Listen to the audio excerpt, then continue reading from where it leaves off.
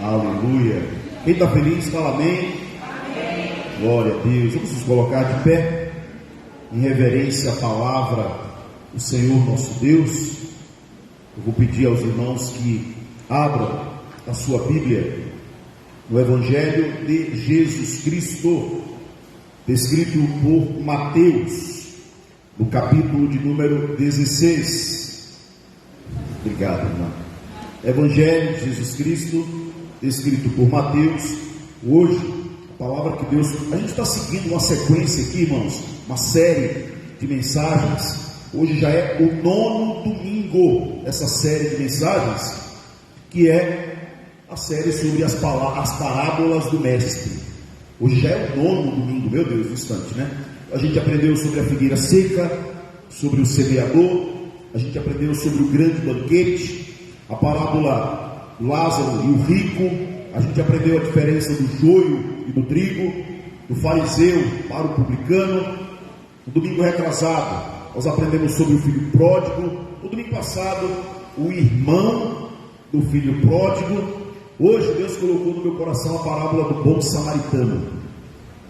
Porém,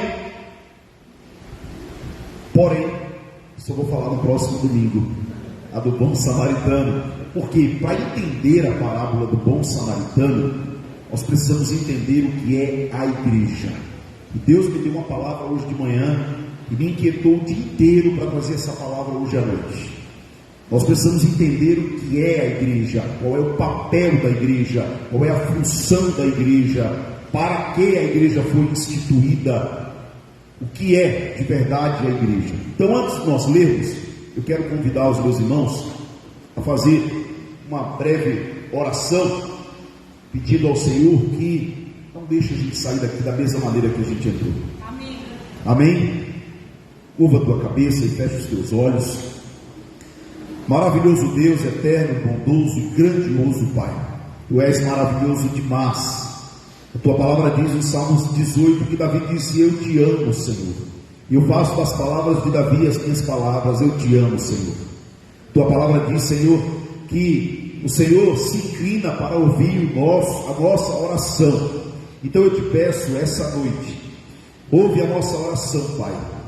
Não deixe que a gente saia daqui da mesma maneira que nós entramos. Como eu tenho dito frequentemente, meu Deus, nós não viemos aqui assistir um culto. Isso aqui não é televisão, isso aqui não é rádio, isso aqui não é um espetáculo. Nós viemos aqui exaltar o nome do Senhor. Nós viemos aqui prestar culto ao Senhor. Nós viemos aqui adorar o Senhor. Nós viemos aqui dizer que Tu és o único digno de ser adorado. Então eu te peço, Pai, deixa-nos glorificar o Teu nome essa noite. Nos dá a permissão de entrar no quarto secreto, no jardim particular. Nos dá a licença e a permissão de entrar diante do trono do Rei da Glória. Eu te peço, Pai, no nome santo de Jesus, perdoa as nossas falhas, que são tantas, Senhor, os nossos pecados, porque a Tua palavra diz que quando Moisés foi entrar na Tua presença, o Senhor disse para ele: tira as sandálias dos teus pés, porque o lugar que pisas é santo. Então eu te peço, perdoa as minhas falhas, as falhas dos meus irmãos. Nós estamos prestes agora a adentrar, a ir ao mundo espiritual e ouvir a Tua voz, e enxergar com os olhos da fé, e ser tocados pelo Teu Espírito e pela Tua palavra. Pai, eu não tenho nada para falar aos meus irmãos, então eu te peço, abre a minha boca, Pai, coloca a Tua palavra na minha boca, tira de mim todo ego, toda vaidade, que somente o Teu nome seja exaltado nesse lugar. Pai, eu te peço em nome de Jesus, amarra o valente, tira todo cansaço, toda dispersão, toda análise crítica, que os nossos ouvidos estejam abertos, que os nossos corações estejam cativos, que a Tua palavra não volte vazia, mas que ela cumpra aquilo para o qual o Senhor a designou, como uma semente, a Tua palavra, como uma terra boa, o nosso coração, que frutifique a 30, a 60 e a 100 por um. Estamos agora, Pai, sedentos e famintos pela Tua palavra essa noite. Nós esperamos a semana inteira, Pai, pela tua palavra essa noite. Então fala conosco, é o que eu te peço em nome de Jesus. E toda a igreja diz: pode sentar, queridos. Glória a Deus. Mateus capítulo 18, 16. Nós vamos ler a partir do versículo 13. Mateus 16. Nós vamos ler a partir do versículo 13.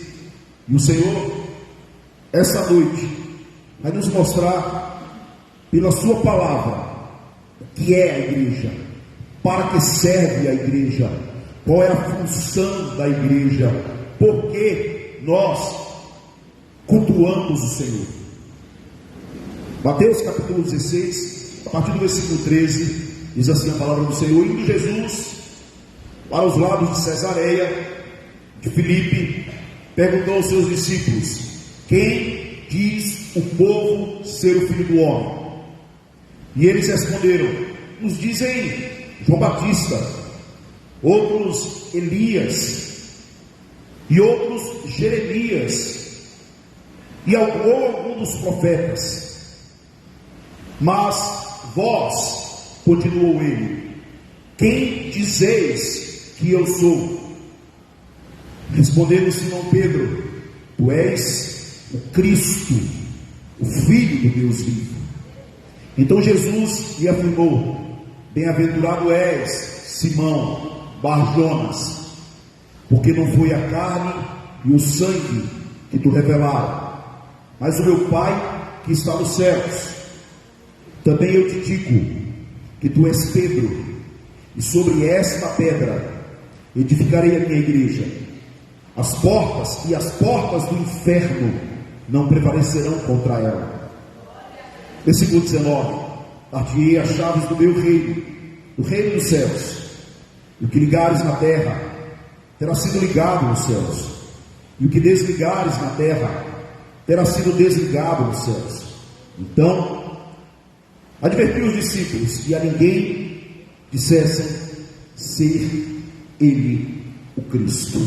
Até aqui o versículo de número 20. Nós vamos trabalhar aqui esses 7 versículos, e aí eu quero que vocês já mantenham a Bíblia de vocês aberta, porque nós vamos trabalhar aqui a partir do versículo 13, tá? A gente está estudando e aprendendo sobre as parábolas, e esse texto não é uma parábola. Na minha Bíblia o título tem escrito A Confissão de Pedro. Não é uma parábola, e eu fiz de propósito essa adendo, depois de 9 domingos estudando as parábolas. Agora fala uma palavra de Deus, ser ministrado por uma palavra de Deus que não é a parábola. No próximo domingo nós vamos aprender sobre a parábola do bom samaritano. Mas antes de aprender sobre a parábola do bom samaritano, inclusive para entender a parábola do bom samaritano, obrigado, chegou aqui. Inclusive para entender a parábola do bom samaritano, nós precisamos entender o que é a igreja. A igreja, como eu tenho falado aqui, existem 3 igrejas apenas 3 igrejas. Eu vou recapitular e reforçar antes de entrar aqui na palavra. Só existem 3 igrejas, e elas não são batistas, Assembleia de Deus, elas não são presbiterianas, metodistas, wesleyana, puritana, não são essas as igrejas. Existem apenas 3 igrejas, e eu quero que vocês entendam e guardem isso no coração de vocês. A primeira igreja é a igreja instituição, a igreja prédio, endereço, estatuto, uma igreja que é um órgão onde nós prestamos contas à sociedade, que pagamos ou aluguel, ou IPTU, ou a parcela do prédio próprio, ou o condomínio. Existe uma igreja instituição, em que nós, por sermos desta igreja instituição, nós temos as nossas obrigações e privilégios. As obrigações de pagar as contas, os privilégios de ter um lugar onde nós podemos nos reunir e juntos ter os nossos momentos de adoração ao Rei dos Reis. Mas essa igreja é uma igreja física. Muitas pessoas acabam confundindo e se frustrando com as igrejas físicas, que tem um endereço, que tem um CNPJ, que tem um estatuto, que tem uma diretoria, que tem uma tesouraria. Essa igreja é a igreja instituição. E muitas pessoas que já fizeram parte dessa igreja, conheço alguns, se frustraram com um tipo de doutrina humana, quando algum tipo de liderança humana, quando algum tipo de teologias malignas, e se frustraram com essa igreja e instituição, porque por não conhecer o que é a igreja, confundiram essa igreja com as outras duas que eu vou compartilhar com vocês. A segunda igreja é a igreja organismo vivo de Jesus Cristo, cujo o apóstolo Paulo chama de corpo de Cristo. Essa igreja não é física, essa igreja ela é espiritual. E a igreja, para ser um organismo vivo de Cristo, ela é a união dos santos. Sabe aquele texto de 1 Coríntios, no capítulo 6, no versículo 19, em que Paulo diz: vós sois templo do Espírito Santo? Muitas pessoas confundem a igreja, organismo vivo, com o templo do Espírito Santo. O templo do Espírito Santo não é a igreja, inclusive é uma falácia. Muitas pessoas dizem: eu sou a igreja, então eu não preciso ir à igreja. É uma falácia, porque o templo do Espírito Santo é o nosso corpo físico. Isso não é a igreja. Templo porque outrora habitava o príncipe das trevas, e ele foi removido, e o Espírito Santo de Deus habita dentro de nós. Mas isso não é igreja, é templo e morada do Espírito Santo. Para categorizar a igreja, organismo vivo, existem algumas coisas que estão contidas na palavra. Por exemplo, o Salmo 133: na união dos justos, Deus ordena a sua bênção. Ou seja, quando nós estivermos sendo organismos vivos, nós estamos agora sendo igreja. Ou, por exemplo, quando a palavra fala em Mateus, no capítulo 18, no verso 20: quando dois ou mais estiverem reunidos em meu nome, ali eu estarei. E esse texto de Mateus 18, ele é um texto que fala sobre exortação, inclusive. Por quê? Porque apenas na igreja, quando os irmãos estão em ajuntamento, é possível nós exortarmos uns aos outros, não para perder os irmãos, mas para conserto dos seus erros e para que eles sejam restaurados.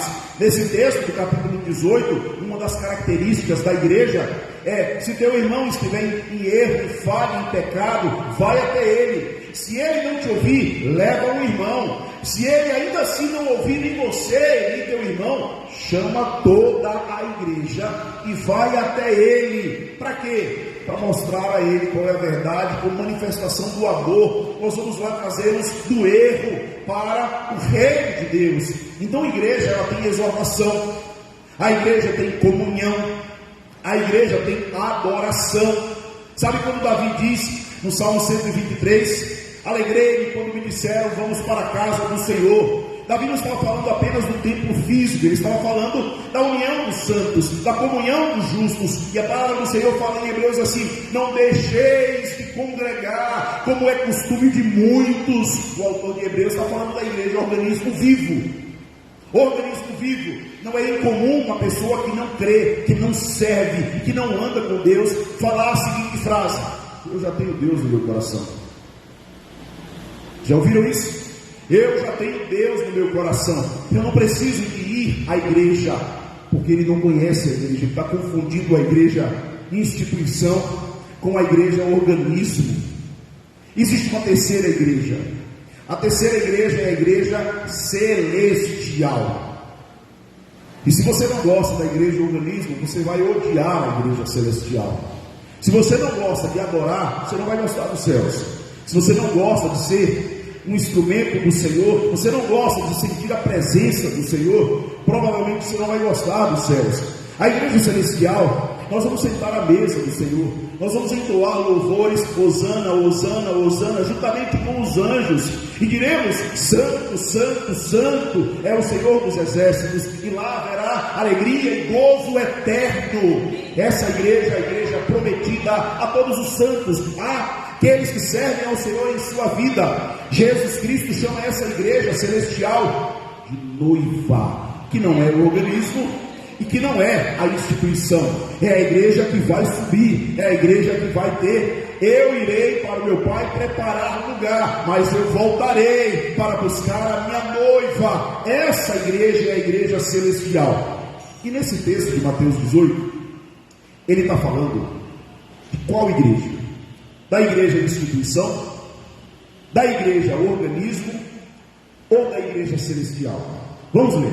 No versículo 13, diz assim a palavra do Senhor: indo Jesus para os lados de Cesareia de Filipe, perguntou aos seus discípulos: quem diz o povo ser o Filho do Homem? Jesus indaga, questiona, pergunta aos discípulos, não ao povo, aos discípulos, aos 12.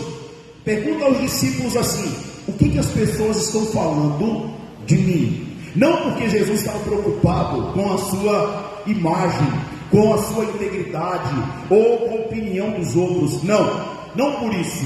Jesus pergunta aos discípulos o que o povo estava dizendo, quem ele era, para saber se o povo conhecia a Deus, para saber se o povo realmente sabia quem era Deus. E pela resposta dos discípulos, o povo não conhecia Deus e nem o Filho de Deus. A resposta dos discípulos foram que ele é João Batista. Vocês sabem quem é João Batista, né? João Batista é o filho de Isabel, a irmã de Maria. João Batista, filho de Zacarias, o último profeta messiânico, o último profeta que anunciou Jesus Cristo. E o povo dizia: não, ele é João Batista. João Batista, que não era muito político, suas palavras eram duras, chamava o auditório de raça de víbora, chamava as pessoas de sepulcro caiado, não tinha um discurso muito político, o discurso dele era muito direto, mas era um profeta, o último profeta messiânico que anunciou Jesus Cristo. Jesus Cristo disse que João Batista na terra não passou nenhum homem maior do que ele, nascido de mulher. Esse era o João Batista. O próprio Cristo disse que ele, de todos os homens que passaram sobre a terra, desde os filhos de Adão e Eva, porque é nascido de mulher, então Adão não está inserido nessa lista. Dos nascidos de mulher, desde Moisés, Isaías, Jeremias, Elias, os grandes profetas que passaram por essa terra, Jesus diz que João Batista era o maior, mas não o maior em estatura, não o maior em conhecimento, não o maior em número de profecias. O maior no reino de Deus, quem é? O que serve. A Bíblia diz que maior é o que serve. Então João Batista era o servo de Deus, e por isso ele era maior dentre todos os homens. E os discípulos disseram que Jesus Cristo era João Batista, confundiram Jesus com João Batista. Discursos diferentes, mas confundiram, aparências diferentes, porque a aparência de João Batista era peculiar. João Batista se vestia de uma roupa diferente da de Jesus, comia uma comida diferente da de Jesus, mas as pessoas confundiram. Ou seja, as pessoas que não conhecem a Deus, elas acreditam que porque existe um prédio, um galpão, porque existe um microfone e algumas músicas, as pessoas acham que aquilo ali é de Deus. E esse texto dá para a gente deixar claramente que o próprio Filho de Deus estava andando, pregando e evangelizando, mas o povo não reconhecia quem ele era. E eu posso aplicar para os dias de hoje, como Davi, quando era meu filho pequeno, a gente estava vindo de Piedade em direção a Candeias, e tem um galpão naquela via que vem de Shopping Guararapes para cá, um galpão que as pessoas chamam de uma igreja. Davi falou assim: que igreja é aquela, papai? Ele era pequeno, não sei se 3, 4 anos de idade, e a minha resposta para ele foi: filho, aquilo é um galpão, aquilo não é uma igreja. Quem conhece a geografia de Piedade, saindo do shopping para cá, antes de dobrar à esquerda, deve entender qual que eu estou falando. Eu disse: aquilo não é uma igreja, filho, aquilo é um galpão, onde as pessoas se juntam e acreditam que estão adorando a Deus, mas estão adorando o próprio ventre. Elas são capazes de dar um carro e uma casa, não para Deus, para serem beneficiadas numa fogueira. Aquilo não é uma igreja, filho. Eu me lembro dessa conversa com meu filho. Ou seja, tem muita gente que acha que está servindo a Deus, mas na verdade está em busca de benefícios próprios. As pessoas achavam que estavam ali adorando João Batista, e não era João Batista. Mas teve outro povo que diziam: não, ele é Elias. Bom, irmãos, aqui há um analfabetismo espiritual, porque Elias era 400 anos antes daquele momento em que Jesus Cristo estava. Imagina a cena: não é Elias, é Elias. Como é Elias? Dos dois, um. Ou eles acreditavam em espíritos, em que Elias se manifestou, Ou eles não conheciam nada de Bíblia, de Velho Testamento, de Novo Testamento, dos judeus. Eles não conheciam nada de Israel, não conheciam nada. É por isso que muita gente acredita que qualquer movimento na igreja é algo correto. É por isso que muita gente acredita que tem que pegar o óleo e ungir a chave do carro. É por isso que muita gente acredita que acha que a igreja é um lugar curandarismo, sei lá como é que é a palavra. Não é, irmão. A principal obra de Cristo não foi curar cegos. A principal obra de Cristo não foi levantar aleijados. A principal obra de Cristo não foi limpar leprosos. A principal obra de Cristo foi morrer por sua noiva, pela sua igreja. E se nós não conhecermos a verdade do Evangelho, nós vamos ser manipulados pelos nossos próprios desejos. Quem é Elias? Não é Elias, é o Filho do Deus vivo, é o próprio Deus que estava no meio deles. Outros disseram, é Jeremias. Bom, Jeremias era mais antigo do que Elias, irmãos, 500 anos antes. E o povo perguntou, é João Batista, é Elias, é Jeremias. E tinha um outro povo ainda pior, eu não sei quem é, deve ser um profeta. Se você olhar aí, na tua Bíblia, no final do versículo 14, mantenha aberta, irmãos. Mantenha aberta, e quando você lê a Bíblia, leia e releia, até que o Espírito de Deus ilumine a tua mente e aqueça o teu coração. Tinha um outro grupo daquele povo, daquela multidão, Rafael, que disseram, é o profeta. Qual profeta? Não sei, não me dele não. É o profeta. E aí Jesus agora vai num nível maior. Jesus agora não pergunta mais a eles o que é que o povo achava quem ele era. No versículo 15, Jesus faz uma pergunta diferente. Jesus diz assim, e vocês? Vocês 12, quem vocês dizem que eu sou? E aí Pedro, o mais ousado dos discípulos, toma a palavra. Pedro, versículo 15, Jesus de novo faz uma pergunta, porque Jesus agora estava na intimidade com os discípulos, no versículo 15. E na intimidade com os discípulos, Jesus olha para eles e diz, vocês, quem eu sou diante de vocês? No versículo 16, Pedro responde. Então, respondendo Simão Pedro, disse, tu és o Cristo, o Filho do Deus vivo. Aqui no versículo 16, há uma chave, há um segredo aqui. Esse segredo eu não sei se vocês sabem, mas Pedro era conhecido, o apelido de Pedro, era conhecido como filho do trovão. Por que será que Pedro era chamado de filho do trovão? Vocês já escutaram o trovão? Como é o trovão? Não vou fazer aqui. Como é? Não vou fazer aqui. Pedro era bruto. Pedro era ignorante. Pedro não era polido nas palavras. Pedro era papel de embrulhar prego. Pedro era grosso. Inclusive, o nome Filho do Trovão não era por causa do pai dele, era por causa das características comportamentais de Pedro, era por causa daquilo que Pedro externava diante das pessoas. Aliás, o nome Pedro não é um nome, não sei se vocês sabiam disso. Se vocês pegarem o original do grego, Pedro não existe, é pedra. A palavra é pedra. Então Pedro tinha dois apelidos. Um era filho do trovão. O outro apelido de Pedro era pedra. Esses eram os apelidos dele. Imagine, não sei qual é o pior. Pedra, vem cá, pedra. Por que pedra? Porque ele era ignorante, porque ele era embrutecido.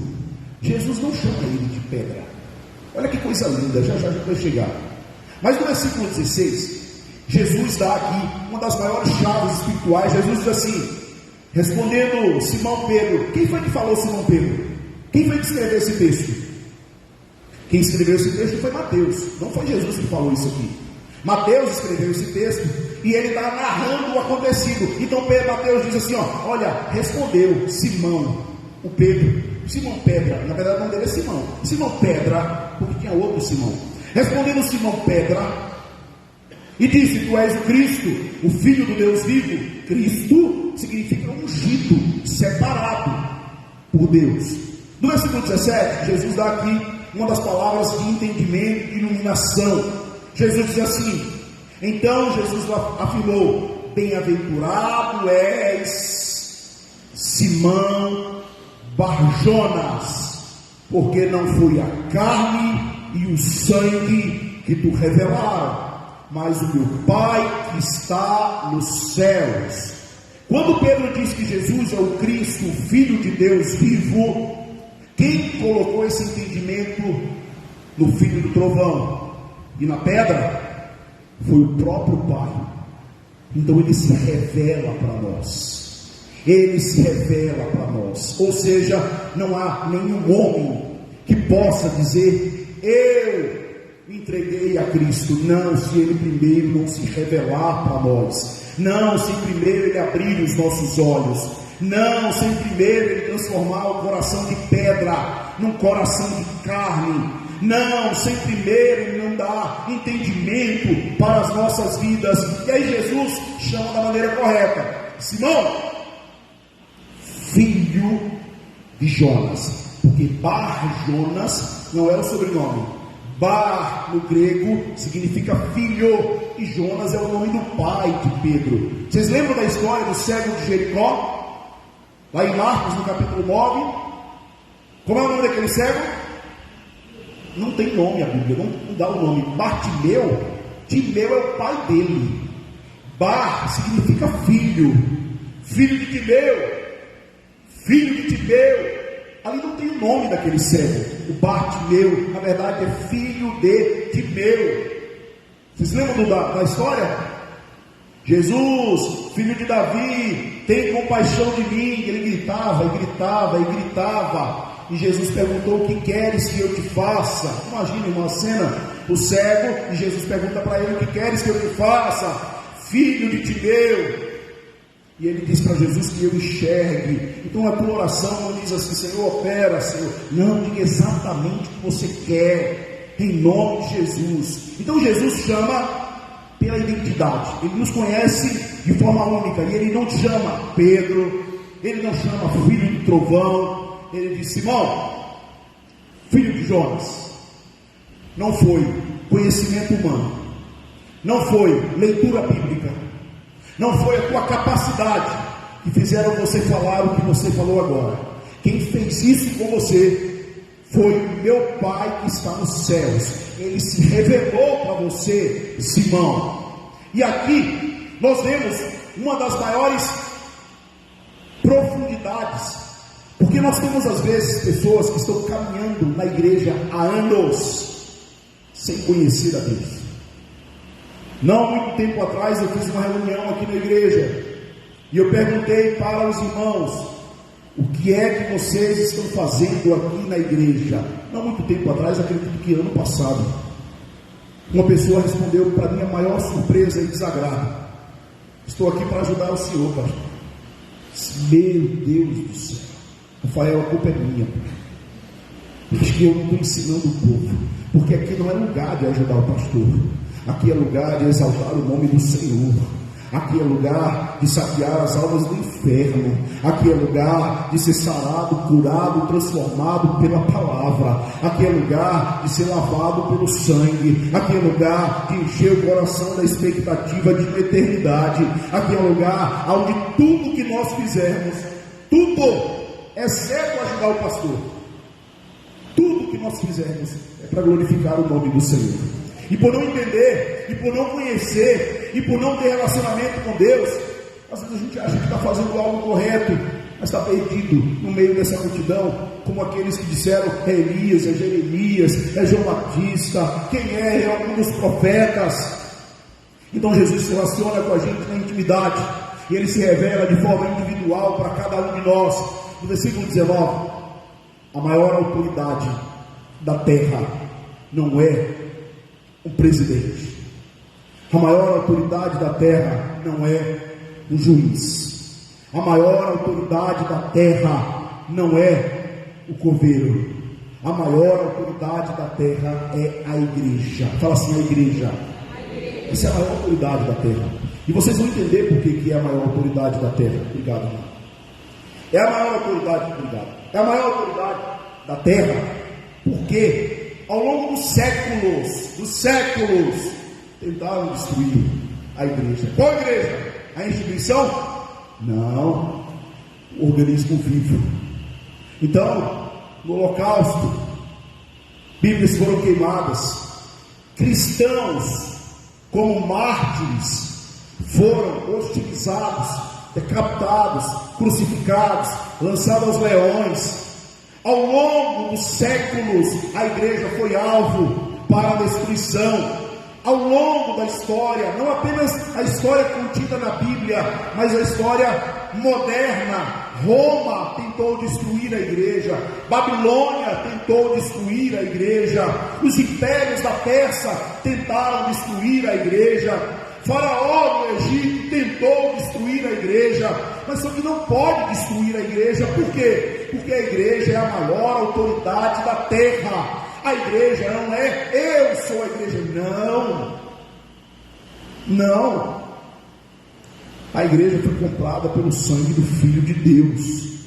E vocês vão entender aqui no versículo 9. Aliás, ainda no versículo 18, Jesus diz assim. Esse versículo 18, a igreja católica diz que o primeiro Papa foi Pedro. Erroneamente. Eles dizem que o primeiro Papa foi Pedro. Pedro não foi Papa. No versículo 18, a palavra do Senhor diz assim: também eu te digo, tu és Pedro, e sobre esta pedra edificarei a minha igreja, e as portas do inferno não prevalecerão contra ela. Não vamos ter pressa de sair deste versículo. Eu vou fazer aqui uma tradução sem usar as palavras do grego, obviamente, mas eu vou fazer uma tradução desse versículo. Jesus olha para Pedro e diz assim: Pedro, também eu te digo, tu és pedra. Tu és uma pedra, Pedro. E sobre esta pedra, não aquela. Como é o nome do pronome, filho, que a gente aprendeu? Como é o nome do pronome, filho? Davi estava me dando uma aula de pronomes aqui. Peraí que eu vou dizer para você. Eita, eu não queria envelope que eu botei na... não tenho atrás do envelope, mas eu botei atrás do envelope errado. Qual é o nome do pronome, filho? Pronome demonstrativo. Existem vários tipos de pronome. Quem fugiu da escola foi com eu, já esqueceu. Existem vários tipos de pronomes, mas existe um pronome chamado demonstrativo. O pronome demonstrativo é este, esta. E a gente não diz para o copo este, diz aquele. A gente só diz para o copo este quando ele está na nossa mão. A gente diz este copo. E Jesus não estava com a mão em Pedro. Jesus estava diante de Pedro e diz: pedra, sobre esta pedra.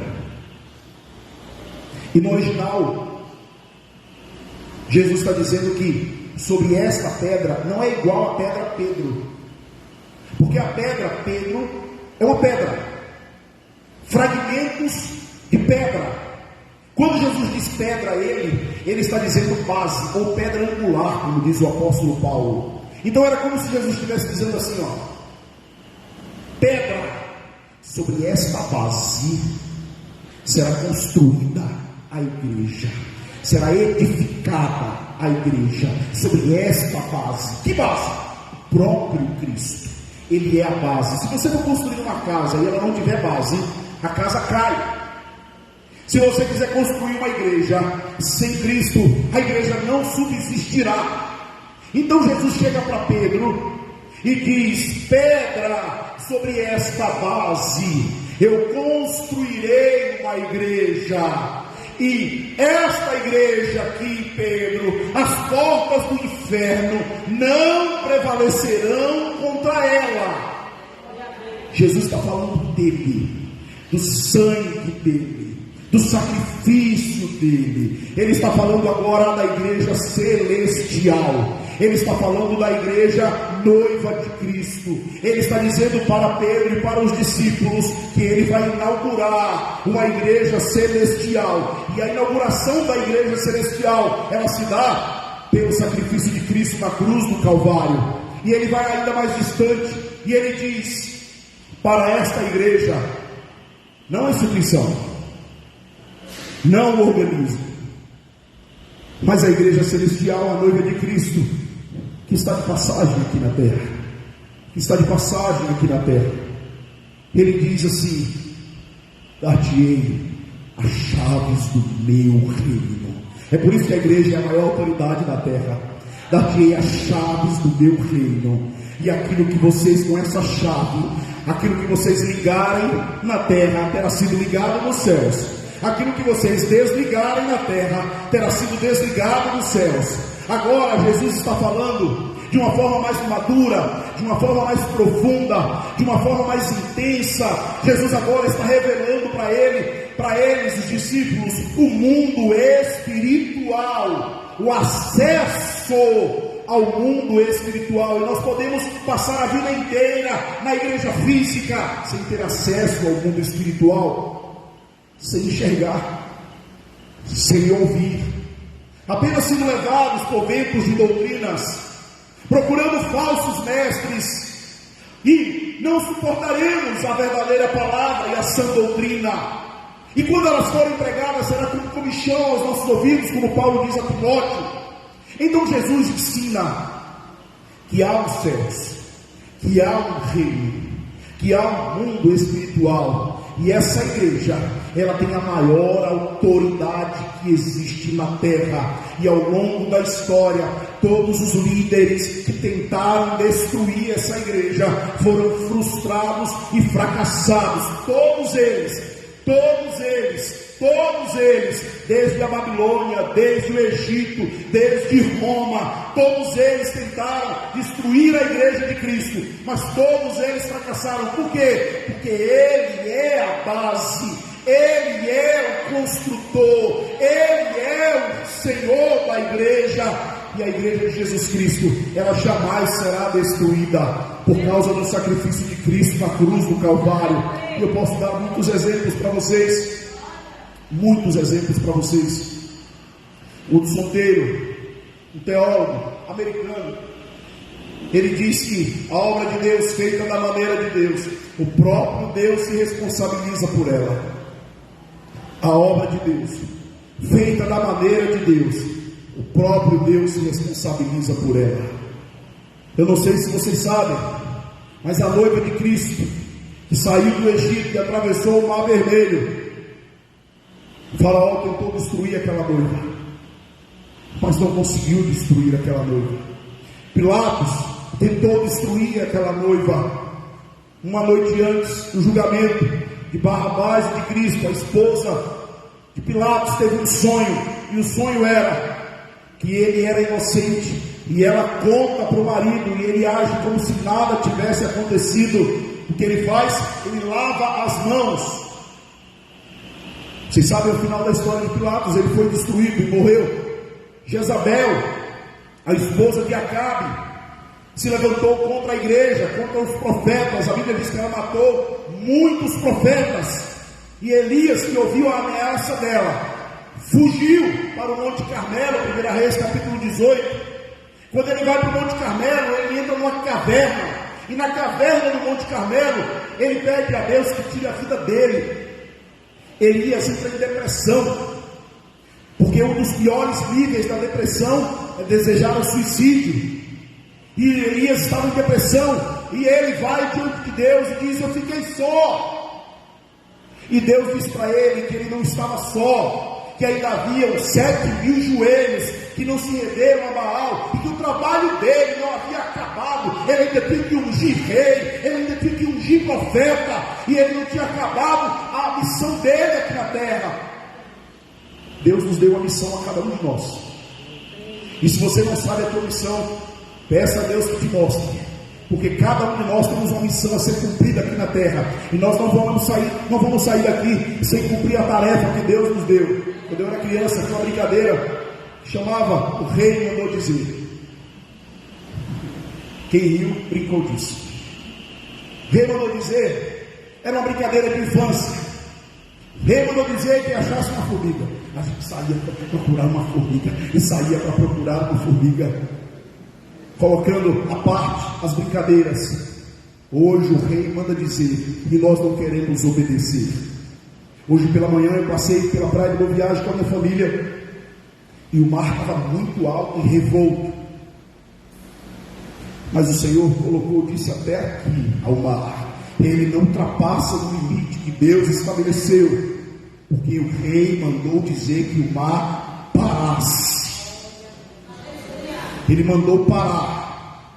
Irmãos, eu não sei se vocês sabem, mas tem uma história na Bíblia que fala sobre o mundo espiritual, que para mim é uma das histórias mais fantásticas que existe na Bíblia, lá em 1 Reis, no começo do livro de 1 Reis, quando o rei manda os soldados do seu exército ir na casa de Eliseu, para mandar prender e matar Eliseu.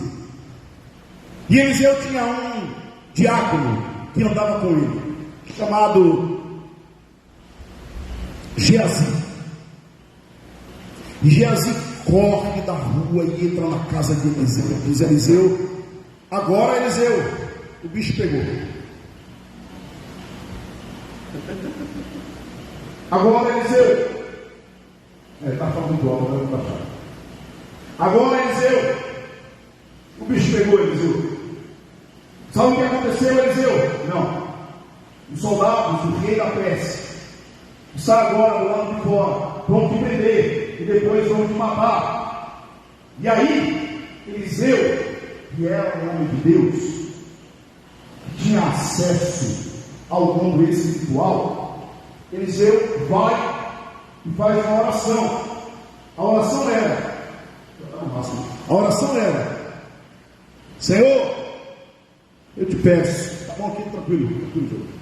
Senhor, eu te peço, abre os olhos desse moço. Sabe por quê? Porque às vezes nós estamos caminhando na igreja, nós estamos cultuando ao Senhor, nós viemos domingo após domingo, e nós não temos discernimento espiritual, nós não conseguimos enxergar Deus agindo na nossa casa, nós não conseguimos enxergar Deus agindo no nosso trabalho, nós não conseguimos enxergar Deus agindo na nossa igreja, e a gente está cego, preocupado, desesperado, angustiado, com medo, ansioso. Mas Eliseu era um homem que tinha acesso ao mundo espiritual, e Eliseu disse para o Senhor: Senhor, eu te peço, abre os olhos de Geazi. E a Bíblia diz que haviam do lado de fora da casa de Eliseu milhares e milhares e milhares de anjos, porque a palavra do Senhor diz que Deus dá ordem aos anjos ao nosso favor, ao nosso respeito. E a cena parece engraçada e cômica. Naquele exato momento, Deus cega todo o exército que veio prender e matar Eliseu. Todo o exército fica cego. E esse exército que estava cego, esse exército que estava cego, representa a igreja que não enxerga como Geazi, ou pessoas que estão servindo a outros reis que não o Senhor, cegos, que não conseguem enxergar quem é o Rei dos Reis, quem é o Senhor dos Senhores. E a Bíblia diz que Eliseu pega na mão daqueles homens e leva ele de volta de onde ele não deveria ter saído. Imagina a cena, irmão, imagine a cena. Não sei quantos homens tinham, mas era uma grande quantidade de homens que veio prender Eliseu. E Eliseu faz uma oração para Deus abrir os olhos de Geazi, para que ele visse os anjos que haviam acampado ao redor da casa dele, e os olhos dele se abrem e ele vê os anjos. Depois Deus faz uma obra miraculosa e aqueles homens ficam cegos. Depois leio em casa 1 Reis, do capítulo 1 até o versículo do capítulo 8. Ele pega na mão Ele pega na mão, achei o pronome, filho. Agora já passou. O pronome demonstrativo. Ele pega na mão daqueles soldados e ele vai levando aqueles soldados de volta. Sabe por quê? Porque a igreja tem autoridade sobre as obras das trevas.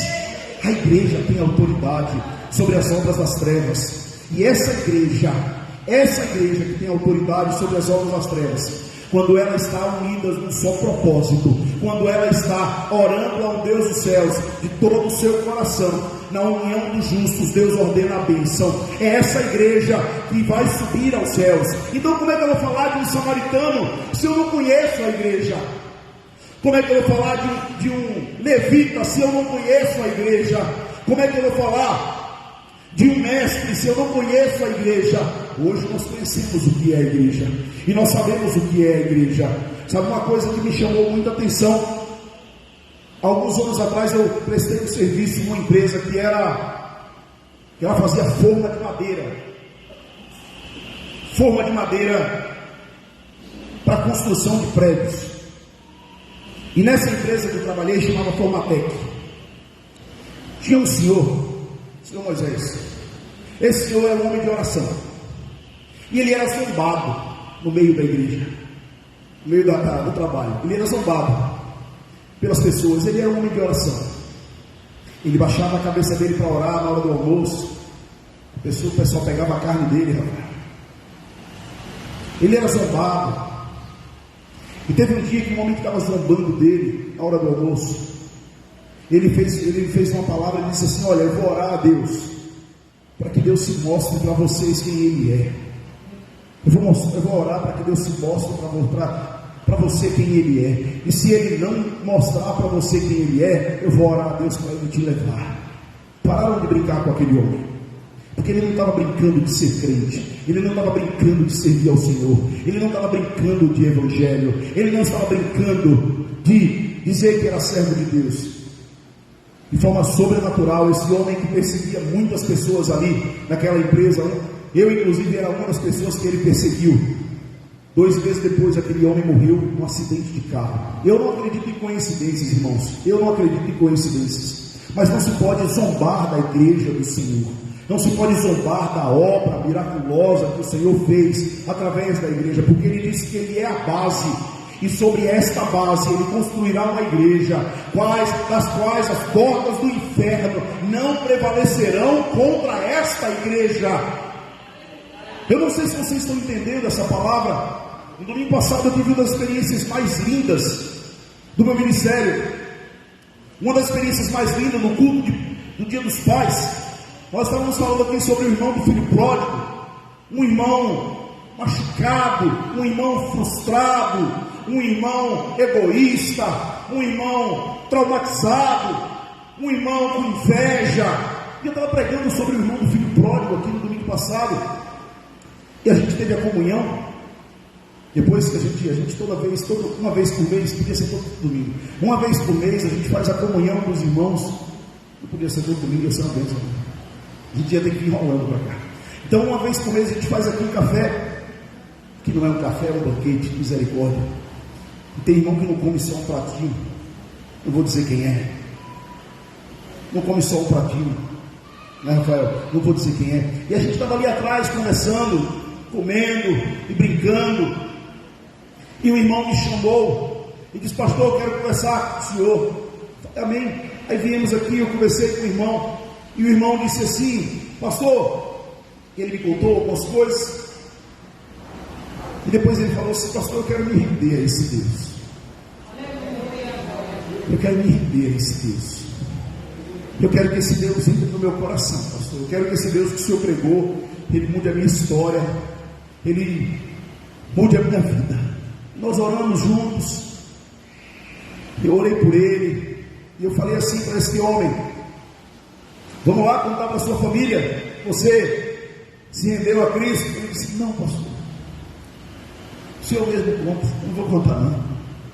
Aí eu cheguei lá dentro, fui contar para essa família querida e amada do Senhor, dizer: olha, você tem hoje aqui uma notícia maravilhosa. O que foi? Hoje está tendo festa nos céus, porque se rendeu ao Senhor Jesus Cristo. o seu marido. E essa irmã querida e amada, a irmã Juliana, que me chamou a atenção, que me marcou, não foi ele ter se rendido a Cristo. O que me chamou a atenção e que me marcou foi quando eu dei a notícia para ela. E ela fez isso aqui, ó. Obrigado, Senhor. Obrigado, Senhor. Porque Deus ouve a oração da igreja. Deus ouve a oração do seu povo.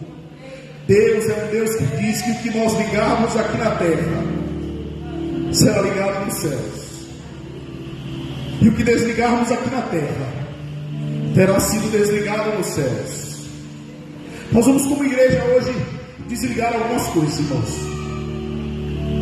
Nós vamos desligar algumas coisas como igreja, não indivíduos, como igreja. Nós vamos desligar a angústia da nossa alma, o medo. Nós vamos desligar como igreja a confusão da nossa casa. Como igreja nós vamos desligar aqui o vício que aprisiona pessoas da nossa família há anos.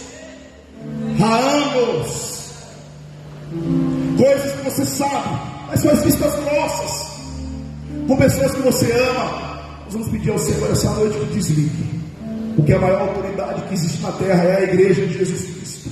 E Jesus disse, no versículo 19, ele fez uma promessa: eu darei para vocês as chaves do meu reino. Ele não disse que ia nos dar a chave de uma casa. Ele não disse que ia dar a chave de um carro. Ele disse que dá a nós as chaves do reino dele. E com essa chave nas mãos, ele continuou dizendo assim em sua promessa: quando vocês tiverem acesso ao meu reino, quando vocês tiverem acesso ao mundo espiritual, vocês vão poder desligar qualquer coisa, porque será desligado nos céus. E vocês poderão ligar qualquer coisa, e será ligado nos céus. Tudo isso para a glória do nome do Senhor Jesus. Então, tem alguém na tua família que precisa ser salvo? Nós vamos ligar isso aqui hoje à noite. Tem alguém na tua casa que precisa ser liberto? Nós vamos desligar isso aqui essa noite. Tem alguma coisa na tua vida que está há anos e você não consegue vencer? Nós vamos desligar isso aqui essa noite. Pelo poder que há na autoridade da palavra, e pelo poder e autoridade da igreja, a noiva de Jesus Cristo. Pelo poder nele, a base é ele. Ele é a pedra angular, ele é o Senhor de todas as coisas. Eu vou convidá-los a fechar a cabeça, a fechar os olhos e curvar a cabeça. E eu vou pedir ao Senhor que te traga à tua mente tudo que precisa ser desligado da tua vida profissional, da tua família, do teu ministério. Eu vou pedir ao Senhor que traga à tua memória traumas, sensação de inferioridade. Eu vou pedir ao Senhor que traga na tua mente pessoas da tua família que estão agora aprisionados à pornografia, ao adultério, à fornicação, à confusão, às drogas, à bebida. Nós vamos desligar isso. Nós vamos desligar pelo poder que há na autoridade da palavra do Senhor Jesus Cristo, pelo poder que há no nome que está acima de todo nome.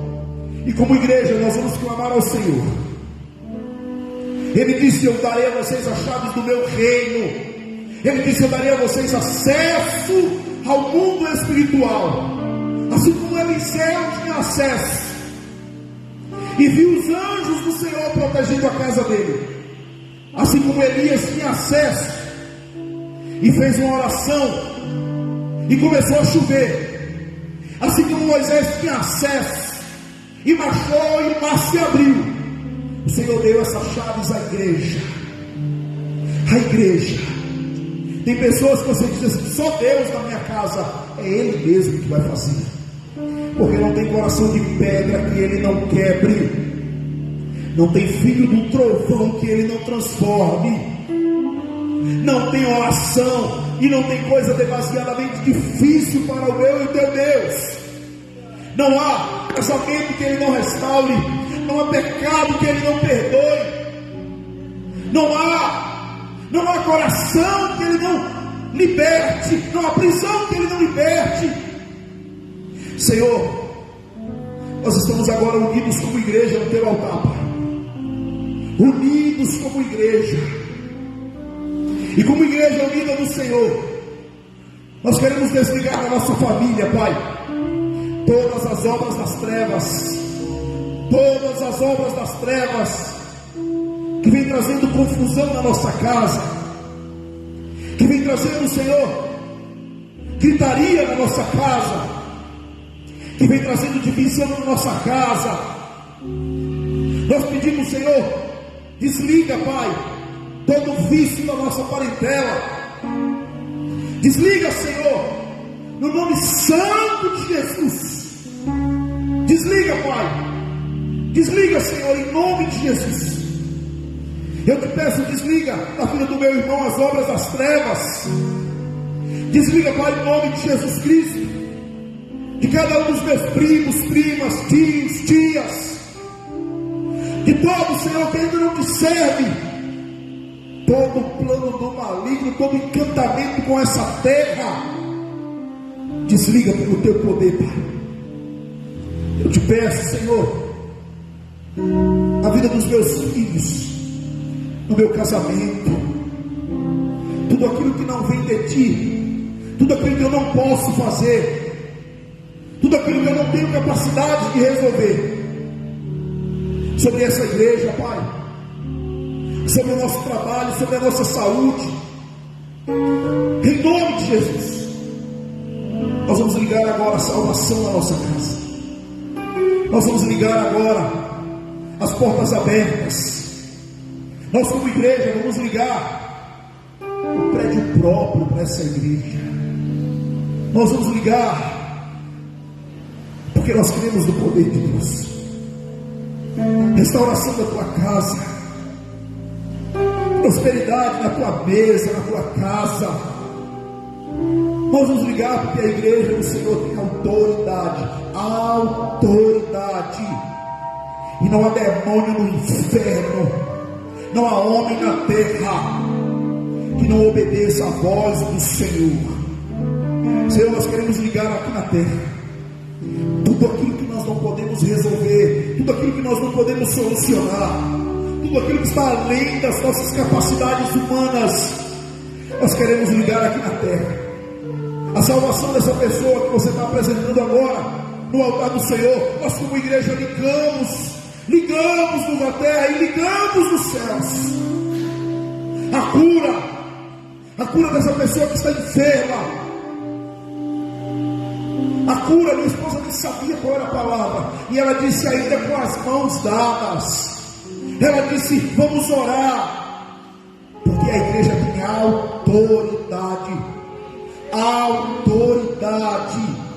e a enfermidade sai, e a depressão sai, e a angústia da alma sai, e a tristeza bate em retirada.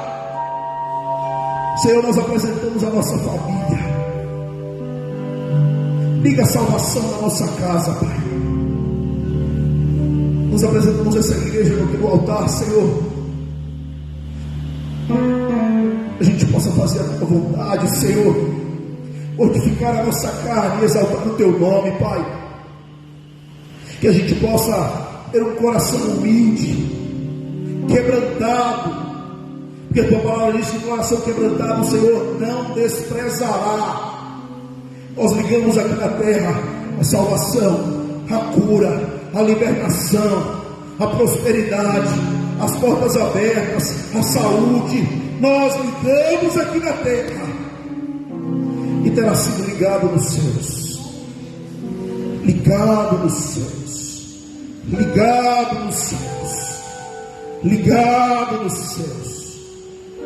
O nome que está acima de todo o nome, no nome em que todo joelho se dobrará e toda língua confessará: Ele é o Senhor, Ele é o Senhor. Talvez você diga assim: que coisa tão difícil na minha casa, na minha família. Não haverá impossíveis para Deus. Não haverá impossíveis para o Senhor. Não haverá impossíveis. As portas do inferno não prevalecerão. Não prevalecerão contra a minha igreja, diz o Senhor dos Exércitos. Eu dar-te-ei acesso ao mundo espiritual e as chaves do meu reino, as chaves do reino dos céus. Com essa chave nas mãos, você pode orar, você pode clamar, e você vai ver Deus agindo. Irmão, se prepara, porque Deus vai começar a fazer coisas novas no nosso meio. Se prepare e enche teu coração de expectativas, porque você vai ter motivos de alegria e testemunhos para dar no altar do Senhor. Porque o próprio Deus se responsabiliza pela sua palavra. O próprio Deus. Vamos exaltar e vamos louvar esse Deus. Coloque-se de pé em nome de Jesus. Vamos adorar Ele.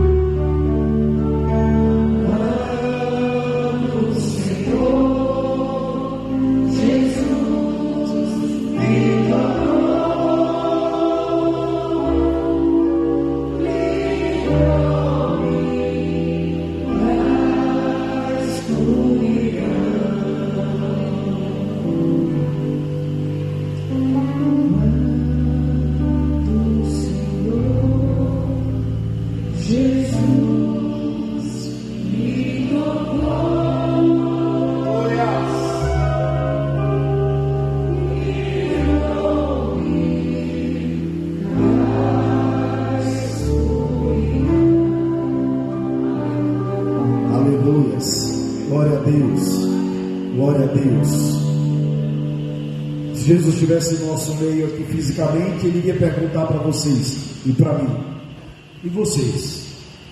Quem dizes que eu sou? E vocês me conhecem? E vocês estão dispostos a fazer parte desta igreja? Não desta, da celestial. E vocês querem acesso ao reino dos céus, a chave do reino dos céus? Que o Senhor te abençoe e te guarde, que Ele faça resplandecer o seu rosto sobre ti e te dê a paz, que Ele tenha misericórdia de ti, que 1000 caiam ao teu lado, 10.000 à tua direita, e que você não seja atingido, que praga alguma chegue à tua casa, à tua tenda, que Ele guarde a tua saída e a tua entrada, o teu deitar e o teu levantar.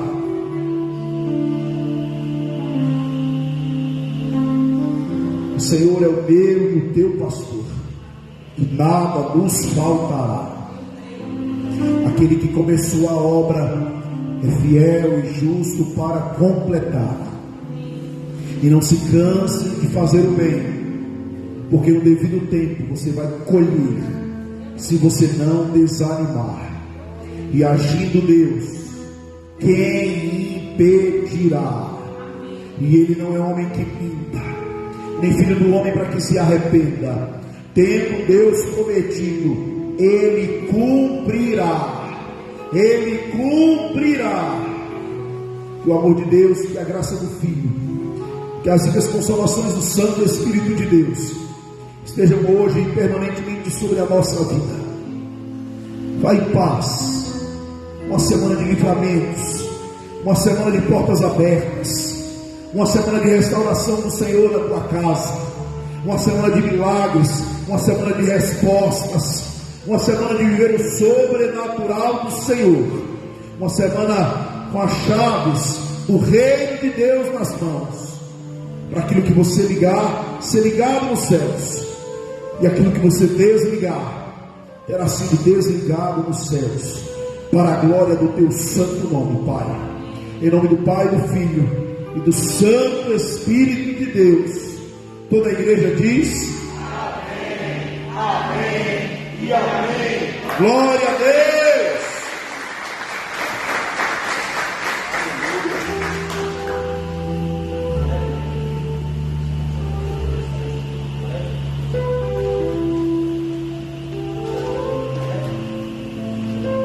Terça-feira, culto de oração.